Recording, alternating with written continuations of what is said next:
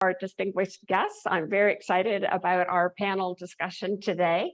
I also really appreciate that it's such a beautiful day and that you have chosen to join us on this exciting panel discussion webinar, whatever. It's not really a webinar, it's a discussion. So that's fantastic.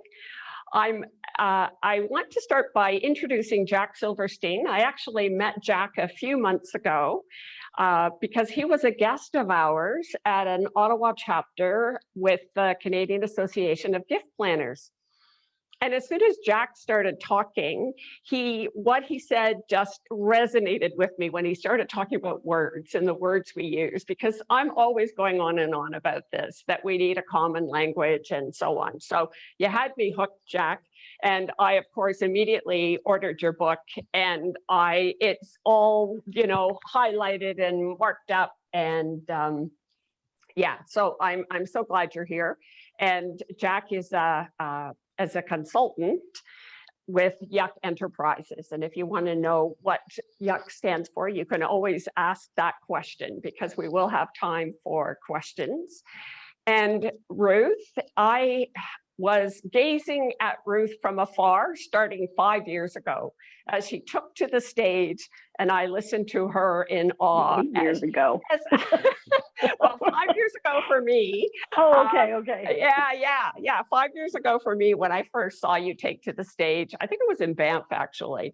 And I was suitably impressed. And as I said, I was in awe, and that has grown. And I certainly have been and continue to be very impressed with your acumen, your insights, and I would say your verve. Our topic for today, this is my theme this year, creating a new model for philanthropy, donor attraction strategies for 2021, because I think the donor attraction strategies come from the model for philanthropy that we have for philanthropy. And it's interesting because Jack and Ruth and I had a conversation last week, I think it was, and Ruth said, "What do you mean exactly, Betty Ann, creating a new model for philanthropy?" And which is a great question. And I think it can mean different things to different people. And certainly for me, I keep thinking in terms of wanting to create a new model, because it's whatever conceptual framework we're using, whatever words we're using, how we feel about philanthropy, whatever constructs we have created that gives us a particular perception when it comes to philanthropy. So if nothing else, I feel like we don't really have even a model that we all necessarily agree on, which is why I think we need a new model, because it's good to create something new. I want to invite everyone, before we get started, and I ask Ruth and Jack to begin with answering that question. Do you think we need a new model, and why do we need a new model? I want to invite everyone to, if you have any questions, please put them in the chat box, because in about 20 minutes, we'll take a pause, and Diana is going to come in and let us know what questions you have, so that Jack and Ruth can answer those questions.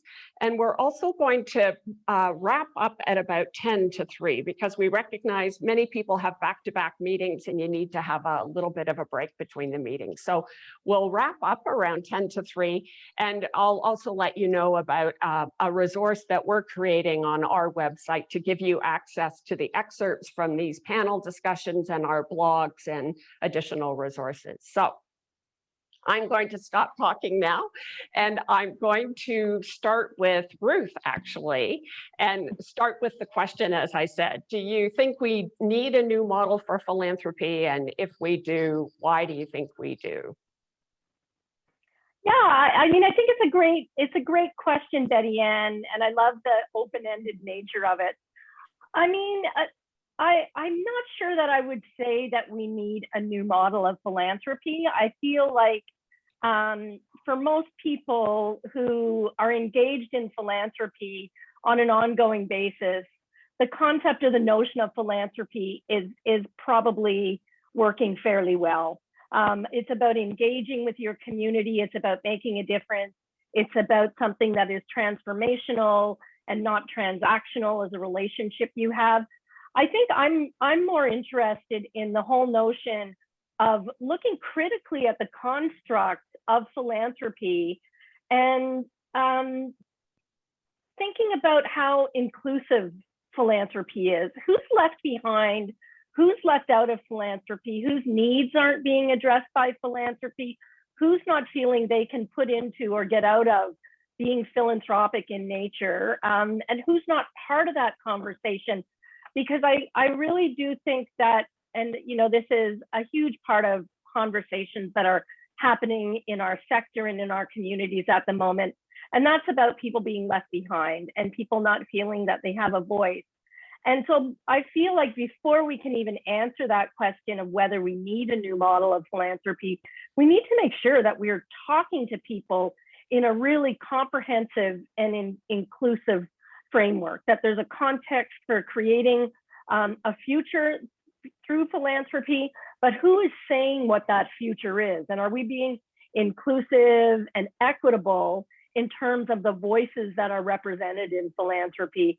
And also, when you think about how philanthropy flows from individuals to charities or causes or communities, and then issues that are addressed through philanthropy, I think we have some real strong evidence that there's certain facets and groups and communities that are left behind and not being addressed through philanthropy. So a model for philanthropy that needs to change, perhaps, but I think before we even think about what that model might look for, we need to be really thinking about, who's out there that isn't part of the conversation already.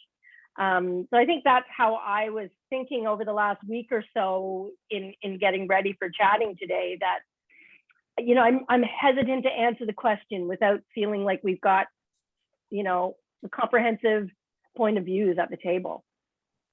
That's excellent. I don't know if Thanks. that makes sense to you. Yeah, absolutely. Absolutely. And I completely agree with you. And the conversations, as we're saying, conversations that we have with donors within the philanthropic community and amongst ourselves are key. And we do need to hear voices from the people who haven't been a part of those conversations. Yeah.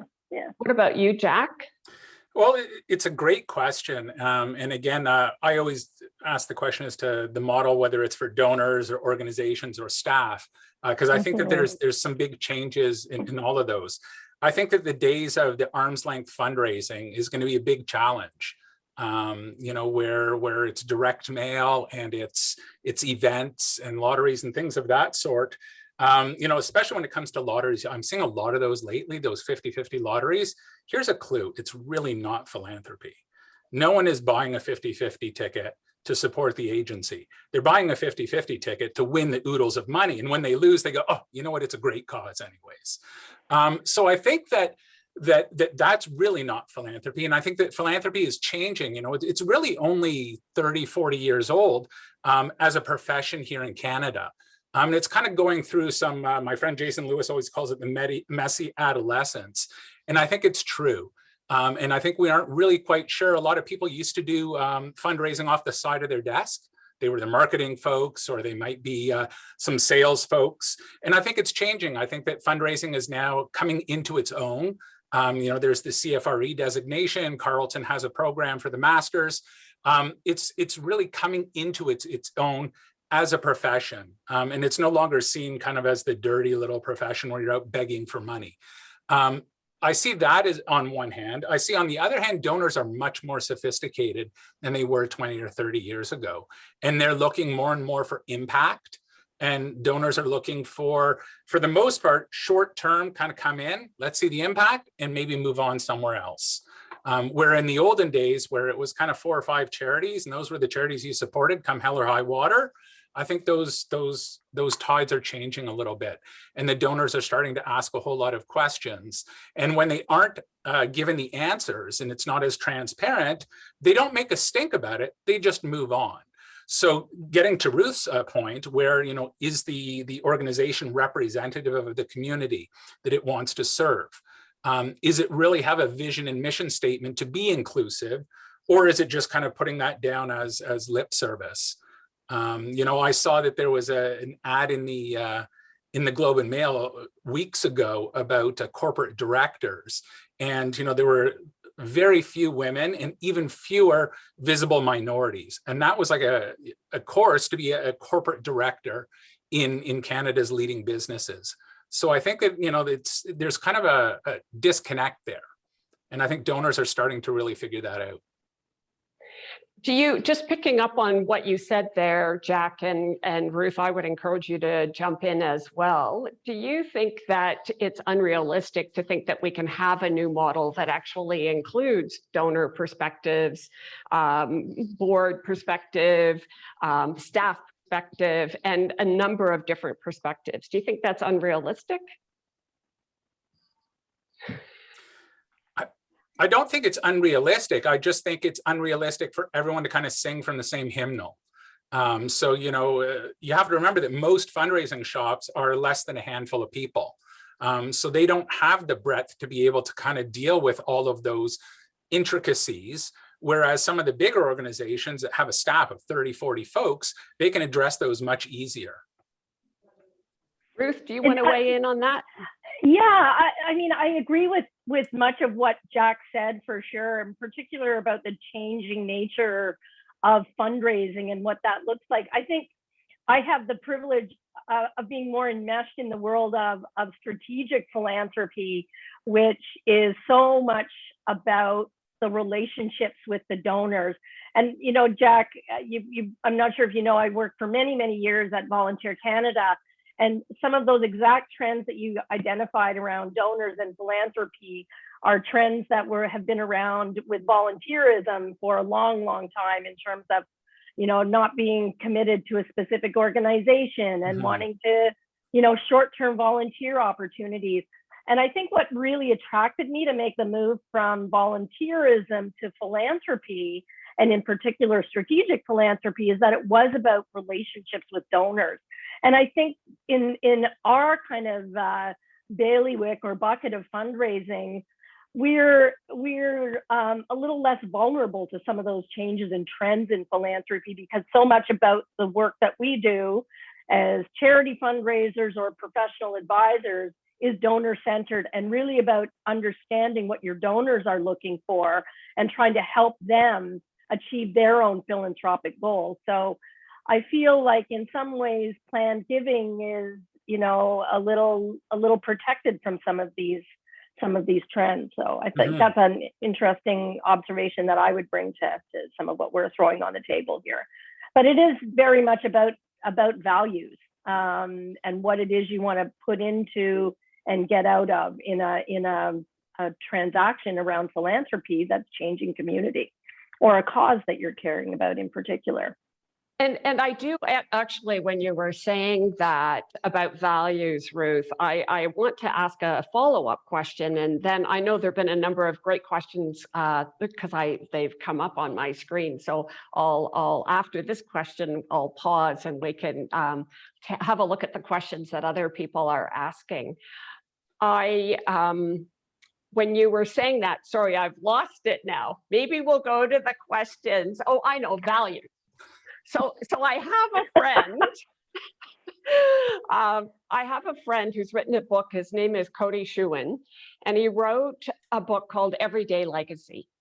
And he's a friend of mine, and we've talked about how the purpose of his book is to say people need to be living their values every day, and that's what they need their legacy. They need to start there when they think about their legacy. And I said to him, not enough people think about their values beyond, you know, once they're no longer here. And isn't it a natural progression to encourage people to think about their values now, how they live their lives every day, and then make that connection between that and what they're going to leave behind. So I just had to get that in there.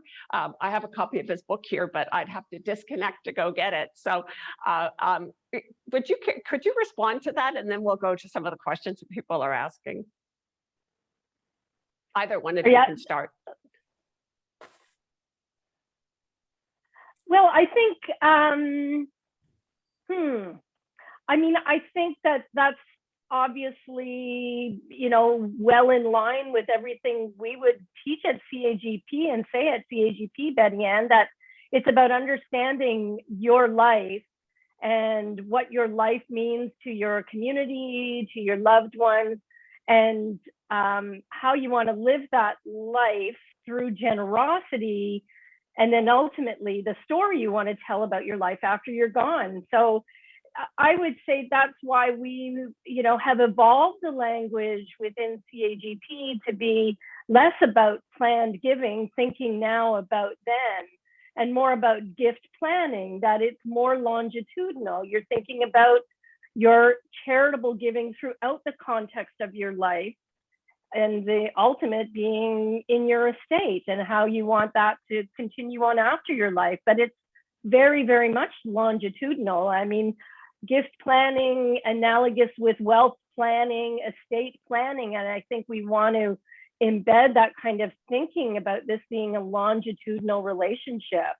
And that's why we use the kind of language that we do around that. That would be my perspective. I think it's, it's bang on with our values as an organization and our ethics as an organization, for sure. And we have a lot of work to do to help people to see that, to make those connections, I would say. Yeah. Jack,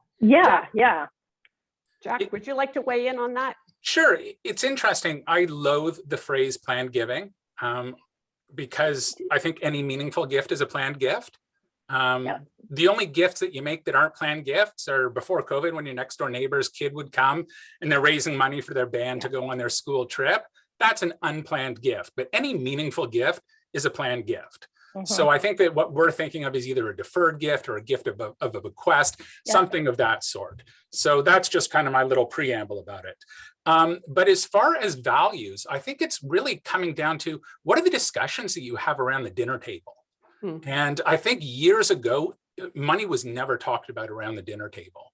And even if you go back, 50, 60 years ago, it was rarely spoken in between spouses, right? It was, the husband or the man of the house typically made those decisions, and that's the way it went. But I think today's day and age, where it's much more of a family exercise, and, and people budget for it. So it may not be on the bequest side, but people budget for it and say, okay, we're going to set aside X amount of dollars for charity this year. And Brofman wrote a great book called The Art of Giving. And he says you should give about 3/4 of your money to the organizations that really you care about. And then you still have to give 25% to kind of the ones that you have to do every single year, but they're transactional. You don't really care a lot about them. But you've been doing it for a million years, you want to keep them going. So I think donors are becoming much more sophisticated and much more thoughtful in where they're putting their money. And it may be that they're going to put their money in kind of this envelope, let's call it, maybe education is what they're really interested in, but they'll try it for 3 or 4 years and say, did it meet my goals? Did it not meet my goals? And then they'll rejig things, and they may continue, or they may say, hey, we're going to try a different avenue now. That's great. Thank you. So Diana, if you could unmute yourself and have a look, if you could share start with one of the questions. One question from Jenny Mitchell is, do you think 50-50 draws are deterrent to true philanthropy? Is there any harm? Well, since I was the one that kind of threw it out there, I guess I can answer. It's not a deterrent if someone honestly believes that that's not how they're supporting the organization. If you believe that by buying a 50-50 ticket, you're supporting the organization, that's an issue. So I think that, you look at the home lotteries, I think that the charity would be so much better off if they just got $100 from you in support versus buying a ticket for $100, because all those prizes are costing them something. So if you really wanted to support the charity, you'd give them a check for $100. But the vast majority of folks do it. It's a great stocking stuffer, whatever it is. And I honestly think most people at 50-50 are not giving $20,000, buying $20,000 worth of 50-50 tickets. Even your major donors aren't doing that. So I don't think it's a deterrent, but I also don't believe it's philanthropy. And some of them are really more marketing strategies, aren't they? Yeah. That it's more about raising the profile of the organization and having the organization talked about in the community, and raising some money while you're doing it is an added benefit. But really the main achievement is putting the organization on people's radar. Yep. And that's fine too. But yeah, it's marketing. not philanthropy, perhaps. Well, and I was talking to a charity where they were under a lot of pressure to buy the board. Like, we have to do this because it's immediate money. And my contact was not so inclined, but was under a lot of pressure to do it anyway. So. I know the person who won the $1.5 million in the Geo lottery 50-50 draw recently was pretty happy, though. With, I'm sure of it. With the winnings and with Geo, so. I'm sure of it. Diana, can you go to unmute yourself and give us another question? And thank you, Diana, for being our producer behind the scenes. And be careful if you put yourself on unmute too quickly, we don't hear the whole question. Okay. So the next question from Heather is, who does philanthropy serve? And she added more to it. If we are looking at something new for philanthropy, how can we broaden the audience is a great question. And who should be asking that question? And in brackets, the donor, the charity, or the advisor? That's a big question. It is a big question. So, I mean, I think I would add to the list, you know, should we be asking the community as well, right? Because the community is the ultimate, ideally the ultimate recipient of philanthropy, however you identify community. But I think there's far too much, I might be overstating it a little bit, but I think the needs of the donor are very much taken into account in philanthropy these days, and sometimes to the peril of what the charity needs or what the community needs. So I think that's something that's worth thinking about. Is it about what the donor wants at all costs, even though it's something that's not particularly needed in a community? And you know, when you think about some uber philanthropists, the big philanthropists in the world, where significant tax dollars are often redirected away from community coffers and directed towards an issue or a cause that is part of their own personal agenda versus the greater cause of the community. I think that's something that can potentially be damaging about philanthropy and can really impact the broader reputation of philanthropy or charity. And so those kinds of things, you know, keep me up at night sometimes. And Ruth, if I may, so when we had a conversation before and you were differentiating between donor-centric and community-centric, is that what you're saying then? That your hope is that any new model would be more community-centric, that you think that the weight on the side of being donor-centric and meeting the donor's needs is a little out of whack? I think sometimes, not always, okay. Sometimes. Okay. So I think that's a possibility. Okay, great, thanks. Jack, would you care to? Yeah, I had an aha moment probably a couple months ago, and I read an article, I can't even remember by who it was, and she said that the nonprofit sector exists to address systemic inequalities. That is the purpose of the nonprofit sector, period. And I'm like, holy moly, that really makes a lot of sense. And that's what we do. So government can't do it. Government won't do it. So that's why so many times it's the charities that are doing it. So I think that that's really where we can kind of broaden our horizons and kind of look at those systemic inequalities, and whether it's access to programs or whether it's, you name it. Access is a huge barrier that we're seeing everywhere, right? So kind of leveling that playing field for folks is really the jobs of the charities. Yeah, I would agree. And even you can even inject that angle in thinking about arts and culture as well, right? Because it's about having access to arts and culture as a key mechanism to build a quality community. And if you don't have access to those kinds of things, you know, you're at a loss. Right. Oh, do we have any other questions, or should we I just put in chat, the floor is open for more questions, but at the moment, there's no new questions. Okay, so why don't I ask another question? And Jack and Ruth, you feel free to ask questions of each other if you're so inclined. And we were starting to talk about this in terms of inequality. So, I mean, how do we get to the root of the problem? With the problems we're trying to solve, and I know that's a big question as well. I'm interested in your thoughts about that. How do we do that? Well, I think, I come back to the point that I was making at the beginning.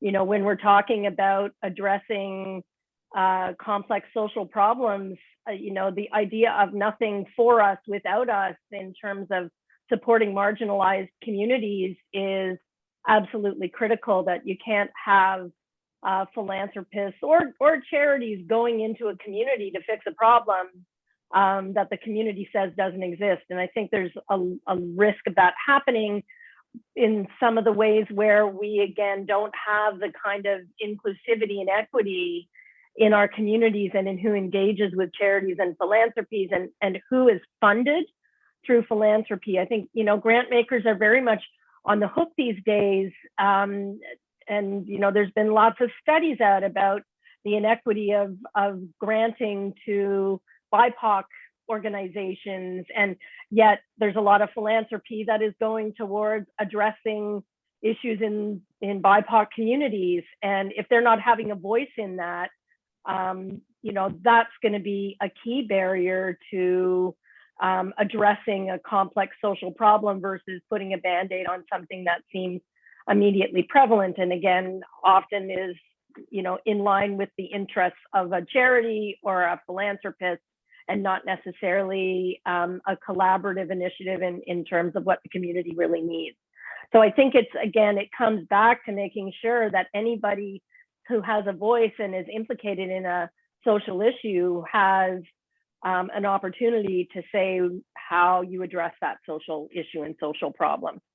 And I'm trying to prevent myself from going down the road of capitalism is the problem, but I think we need to recognize that a system that enables such a mass accumulation of wealth by such a small number of people and staggering income inequality and how that contributes to social problems in our communities, I don't think we can ignore that kind of thing. I absolutely agree. And I remember reading an article, I don't know if it was like a couple of decades ago, even, well, when I first started, came into business, and there was a discussion online about anybody who is, I call myself a small C capitalist because I am in financial services. And it was basically anything that I would do has no merit because it's always self-serving. I was quite insulted by that comment. That's certainly a sentiment that's there. And, it begs the question as well, to what extent should we hear the voices within communities? Businesses provide a lot of jobs, small businesses provide a lot of jobs to the community. So I think that businesses need to have a voice as well. Jack, did you want to say anything about that? Because I do have another question set to go about the words we use. I'll let you go with that one then. Okay, we can always come back. So okay. When I first came into this area, this business, financial services, I have a background in social work. I was really struck by the fact that within financial services, we speak a certain language, and within the charitable sector, it's a whole other language. And the general public don't know what we're talking about. And so for me, creating a new model has to be an exploration of the words we use. And that's why I said, Jack, when I heard you speak at the Ottawa chapter of CAGP, you said that. And I thought, oh my gosh, somebody else who thinks exactly the way I do. So I would like to hear your thoughts about what do we do about that? What are your thoughts about this? Is it doable? Is it being unrealistic for us to have a common language? What can we do about that? It's an interesting question. I hate titles. So many people have director of development or development officer, and that's all fine and dandy in the fundraising world. In the outside world, they all think you're in construction. you know, and again, or something like a major gift director or major gift officer. What is a major gift? And, you know, I've been to campaigns where $1,000 a year is a major gift. I've been to campaigns where 25,000 is a major gift. And just imagine, not that anyone uses business cards these days, but picture one day where you have a business card and you hand it to someone and it says your name and it says major gift officer, and this person has never given to your organization before. They're gonna go, holy moly, what's going on here? So I hate titles, and it's just one of those things that I do, but I think that really giving some thought as to being donor centered, you know, chief philanthropy officer, or you know, stewardship, or things of that sort, make much more sense, to kind of make it donor centered or customer centered, as you know the case may be with financial planners, just so we have some sort of common language that's there. Yeah, I think it's absolutely critical. And I mean, I think many of us are familiar with Dr. Russell James and the research he's done around how important language is to inspire people. And, you know, you don't say, you know, a legacy gift, you say a gift in your will, and you make sure that you're using language that is recognizable and compelling for people, and is going to help you achieve the objectives that you want to achieve. But I guess, you know, there is room internally perhaps for more technical language and terminology, but I guess it depends on who your target audience is, and not using, you know, professional jargon when you're talking to the general public. It needs to be language that is part of the day-to-day vernacular around what it is you're trying to achieve. So I think it's really critical. And I think it comes back to values and just thinking in that more transformational way about the conversation that you're having. And you know, I mean, I'd cite the Willpower campaign, and you know, the discussions that we had about this very thing in shaping the campaign. That it's, you know, it's about gifts in your wills. It's not stay away from the word legacy. It's about convincing people that there is room to leave a gift to a charity that you care about and to your family, and those kinds of plain language that are, you know, just resonate with people. I think it's really, really important. Mm-hmm. Great, thanks. Now, I said I wasn't sure when we would get to this, but I think it would be good to dive in, because I've certainly been thinking about this a lot, and this came out of the CAGP conference. And reading Edgar Villanova's book, what was the title of it, Ruth? Sorry, I can't remember. Decolonizing philanthropy. And decolonizing wealth. Wealth, I mean, and then, yes, thank you. And then I learned about another author, and she's written a book called Pleasure Activism. And what stood out for me about this, and so I'm going to bring two themes together, because I was thinking about definitions, and that I've been reading some things where, and Edgar has a great definition of philanthropy. And I think, so what I read, I'm not saying this is my definition, that the difference between charitable giving and philanthropy, that philanthropy is all about intention. And whereas charitable giving or charitable gifts is more about just, you know, solving a problem in an immediate sense, like, here, take some money. You know, philanthropy, let's come up with a plan here about how we can address this particular problem. So I started thinking about pleasure activism within the context of, is charity about distress avoidance? You know, people are in distress, so here, let's give some money so we can help relieve that distress, versus is philanthropy more related to pleasure activism? And I'd be happy if anybody else in the audience has read any of these books. I know that I've had some conversations recently with other people who attended the CAGP conference, and I look forward to continuing to explore that. So what are your thoughts about that? Well, I guess I would say that, you know, philanthropy is something that's born out of compassion and commitment. And if you are feeling compassionate and want to make a commitment to make a change, and you're part of that change, that's very much about making yourself feel good. And what is it? You called it pleasure activism? Yep. I think the two are very much intrinsically connected, right? That it's about something that is important to you, that inspires you, that makes you feel a certain way, and you having a relationship with that that is making a difference and giving back or solving a problem.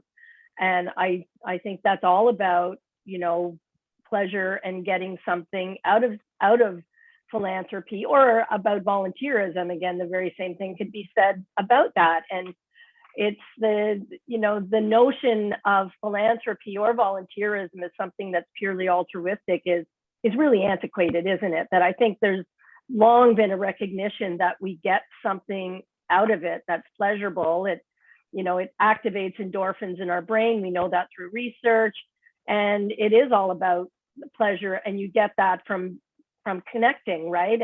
And being part of something bigger than yourself. And I think when you're young, volunteerism is obviously and often your very first connection, that there's something out there beyond yourself as an individual, and then your family. It's your community, and what your community looks like and what doesn't seem quite right in your community. And then I think as you get a bit older, that can often evolve into being more philanthropic and giving, you know, giving money or treasure instead of time and talent. And I think that those are all about activating pleasure centers in our brain, and building a stronger connection to something bigger than ourselves. And again, that very much is about, you know, builds inner strength in us. That's great. Thanks. Jack, would you like to weigh in on that? Sure, I agree with everything Ruth said. You know, I think that it's important we take a look at some of who our best donors are. And a lot of times those are the folks that have volunteered with us for a million years. You look at some of the folks that leave a bequest to your organization, odds are better than not, they've been with you for a long time. They may have even been board members or committee members and kind of seen the inner workings and really know what the value of giving to your organization is going to do. You know, it's interesting. They always say that there's a great correlation also with those that go to religious services and organized religion, that they tend to give more. They also tend to live longer, statistically speaking. But I think that where the philanthropy comes is that it starts off not in the cerebral part of your brain. It's all emotions. And, you know, and that's what motivates people, you know, giving them the logical reason why they should give with tax benefits and all those other great things that we love to do, which I actually think is totally ass backwards. That's the wrong thing. So, you know, you have to get to the why someone would give in the first place before you get to the how someone gives. The how is almost academic, because if you haven't figured out the why, the how really doesn't matter. So, you know, if you take a look at the emotions, and, you know, this is the impact that you're going to be able to, you know, with a gift of X amount of dollars, this is what we're going to be able to do with your funds. That's great, rather than talking about how to set up a charitable remainder trust, which, you know, most people just glaze over. And actually, in listening to both of you talk, it occurred to me, because my standard question now, in order to initiate the conversation with our clients about philanthropy, is who and what has made a difference in your life, and how have they made a difference? And that then it just occurred to me that it's an emotional conversation. It's always an emotional conversation. So, and I think that then that's the catalyst where we can start having this a more in-depth conversation about what people want to do and how to do it. Mm-hmm. If we could just get more advisors having that conversation, though, right, Betty Ann? And I know you know that, right? That so many advisors are hesitant about having those. They talk about the charitable remainder trust because that's the stuff they know, and they feel less comfortable with the values-based conversation. And, you know, we know from going way back when we did the philanthropic conversation research in 2014 that, you know, donors don't want to talk about that tactical tax planning. They want to talk about values. They want to be inspired and feel compassionate about an issue or a cause, and that's when they're going to give. The why, as you said, Jack, is so much more important than the how. But we really need more advisors to be talking about that, because advisors are just absolutely critical to building strategic philanthropy in this country. And as we have this, intergenerational transfer of wealth happening, and it's with a cohort that are giving more from their assets than they are from their income, that the role of the professional advisor is ever more important, but it's got to be done the right way if it's going to have meaning for their client and going to drive them to philanthropy. So it's so critically important that advisors who have an interest in philanthropy understand that importance of having that values-based conversation and talking to their clients about, who they are as people and what do they care about, and what's important to them. That's so critical. And I think as an advisor, and this is true for me, you don't know what you don't know. And what stands out for me is 5 years ago when the very first Frank talk and Brad Offman said, what's it going to take for financial advisors to have these conversations? And I thought, what are you talking about? I am having these conversations. I had no idea. I was not having the detail, the depth. Like, I've just learned so much. You can tell my excitement from CADP and from charities. Like, it really, it's quite an evolution for me as a financial advisor to be learning what I'm learning and seeing the outcome from it by asking the kinds of questions I do, and then see where that goes. So, yeah. So let me see. I just want to see. Okay. I'm not, I'll get Ruth and Jack to weigh in.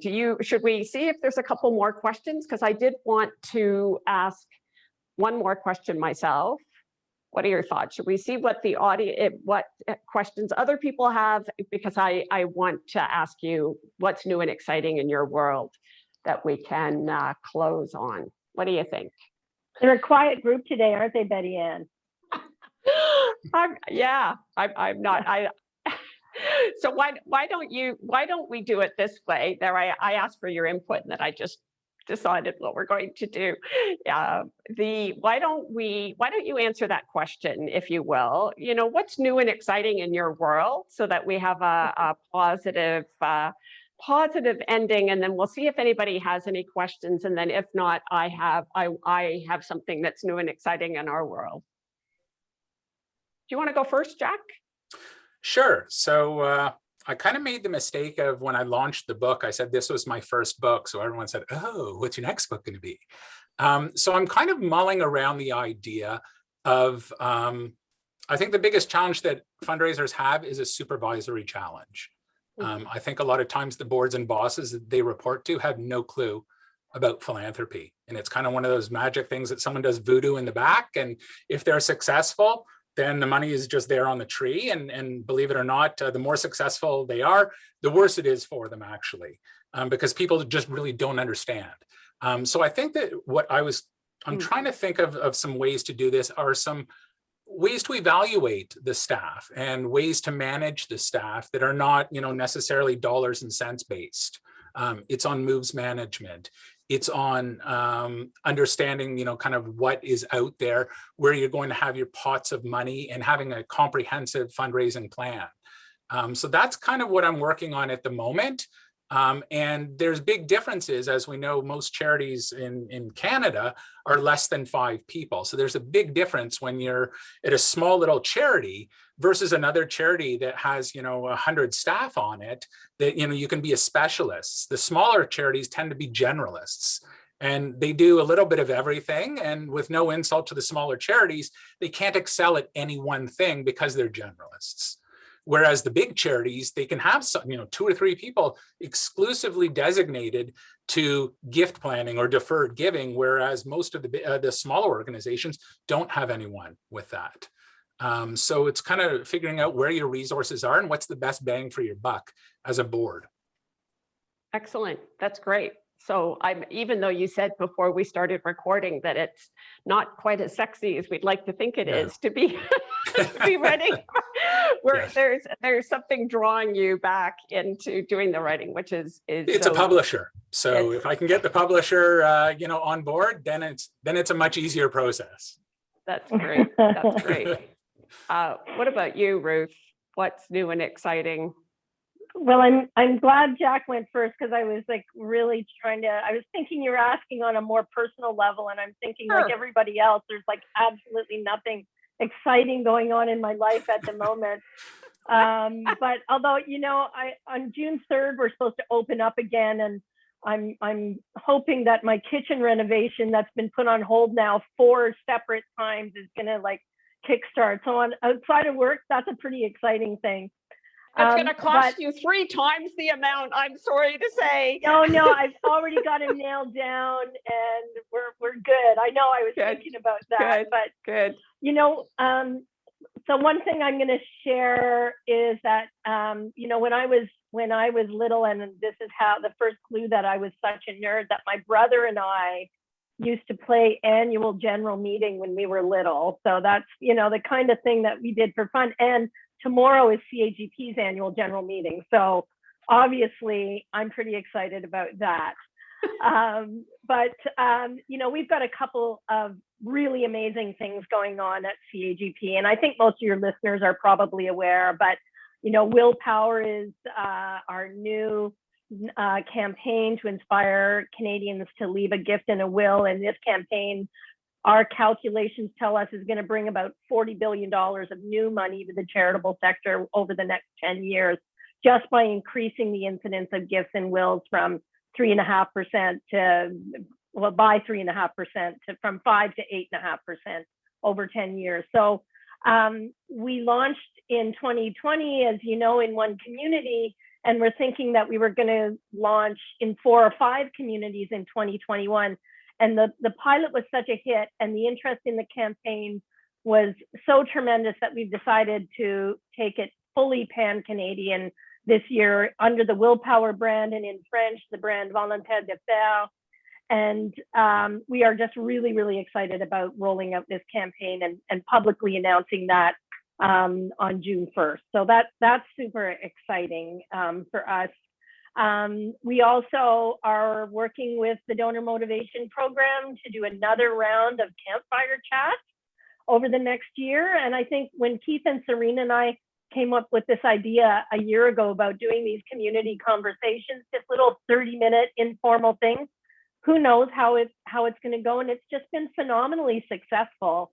And so we're doing another round this year. And so Keith and I are going to do the first one on June. Oh, he's going to be mad that I don't have the date at the ready. I think it's June 17th. So I'm really, really excited about that. And as I said, I'm going to be introducing a new cocktail in my my repertoire at that one, because it's all we always have a little like a beverage of choice at the event.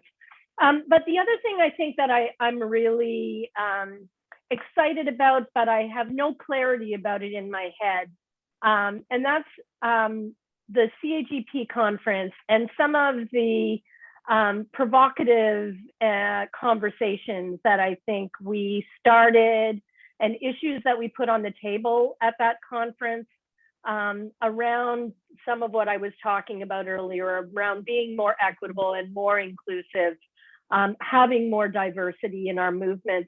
There was a huge amount of support for CAGP to lean into that a little more, and I'm really excited about the possibility that presents for us. Not sure what that looks like in an organization where we're a small staff team and have so many big priorities and opportunities before us, but I think myself and the staff team and the board next month are really excited about kind of unpacking that a little bit and thinking about what that might mean for CAGP from a leadership perspective and for our movement in Canada. So those are a few things that have me pretty jazzed up about the year ahead, along with getting vaccinated and getting my second vaccine, and then, smooth sailing from there. So yeah. And Diana put the link for the campfire chats in the chat box. Oh, great. And people have heard me say with these panel discussions, and that we have a page on my website. Diana will be sharing that with people, where we have excerpts from the panel discussions that we had. So the first one was with Anita Mercier and Joanna Luciano. So they will be on the site, and then with Paul Nazareth and Jenny Mitchell. And I've been writing blogs as well, as they relate to the conversations we're having, so we can continue to share that with people. And we'll have excerpts from yours and do some writing of some blogs to help give people access to the resources and the great insights that you have both shared. So we will have a page with lots of information that we'll be sharing with people. And I thank you both very, very much. You know, Ruth, when you said you used to play annual general meeting, I used to play school. As soon as school was done, the next day I had to play, and I had to be the teacher. Yes? Just one last question before we all go, from Wendy. Sure. Her question is, any suggestions for how we get families talking about legacy giving? She is currently doing an upcoming segment in her magazine about legacy giving, and asks as well, is that a place to suggest it?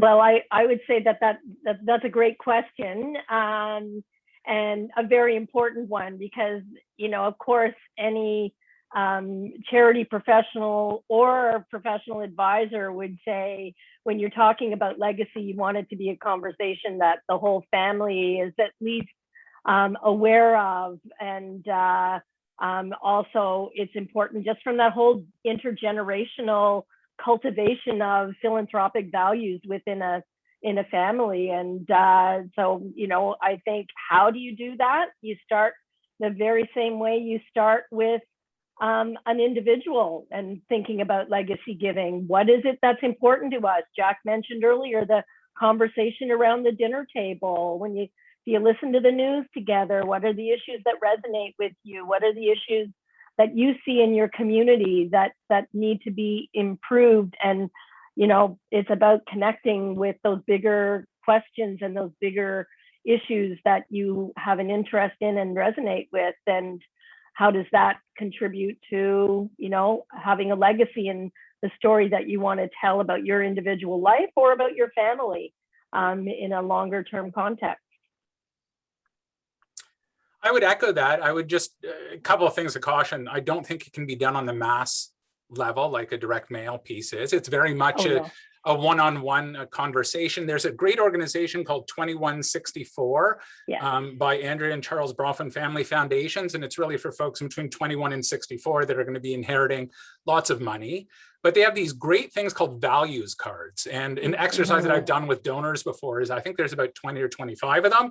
Is I say, pick the top 5 and pick the bottom 5. And you do it with different family members, and you see what's common, and you see where the difference is, and then you start a conversation. Yeah, that's a great program. Yeah, great.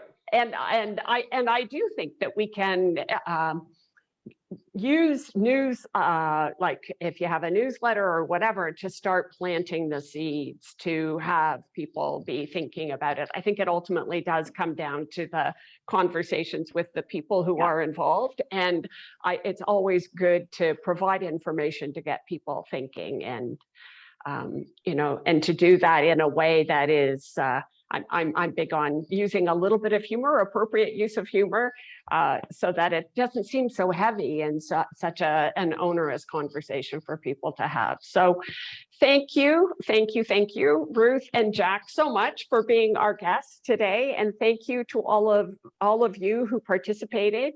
And if we missed any of your questions, then we'll make sure we pass them on to Ruth and Jack. Thank you so much. Well, thank you, Betty Ann, for doing this and for inviting me to be part of this. I just think it's great to be creating room to have these open-ended conversations and just be engaging on these issues that we all care about so much. So I want to thank you for the invitation. And Jack, it's been great doing this with you as well. Likewise, way to energize the middle of the week. Yeah. So thanks, everyone, and we'll end the panel discussion.